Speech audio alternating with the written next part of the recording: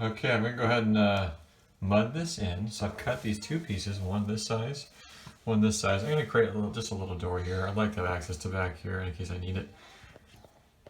I haven't ripped the whole thing apart again, although I feel very confident now in the fittings and the soldering on this particular pipe, so that's great. So I've cut out two pieces here. We'll clean it up a little bit once it gets fully mudded.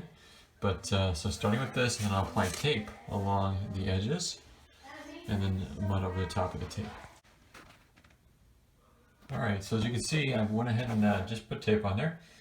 And all I did is just basically just ripped it and put the sizer, and then I'll go ahead and apply the this over top of it. And this will smooth it out as I basically move out any bubbles and adhere it to the drywall. I'll show you that in just a second. Okay, so we went ahead and mudded over the top here. And then you can kind of see actually some pieces right here that I have the tape.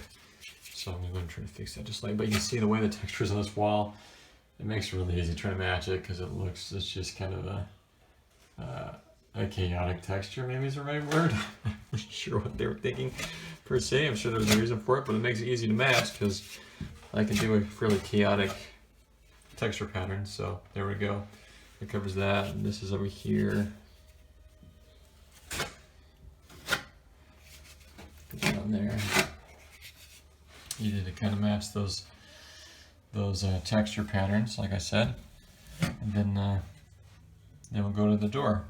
So let's screw some of this off here, get this more settled. And I just mixed it just with just a bag and just whatever required for the mixing ratio. It wasn't too hard. There we go. I'm gonna let this dry, and then I might hit it again with a little bit more, but otherwise I think it's actually not too bad. Considering what we're trying to duplicate here, just kind of like I said, chaotic maybe is the best word for this particular texture. And then we'll go from there. So, alright, that's it. I got this piece down here too. I put a piece down there. Just added a little bit of mud to that to kind of break it out. So,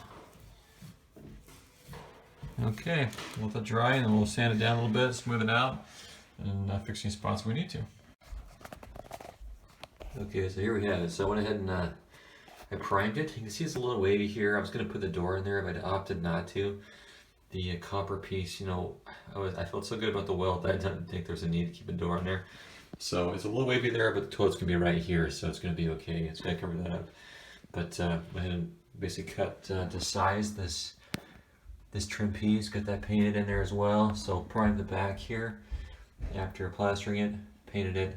Did the same with here with the actual trim piece too. Now I'll install the toilet.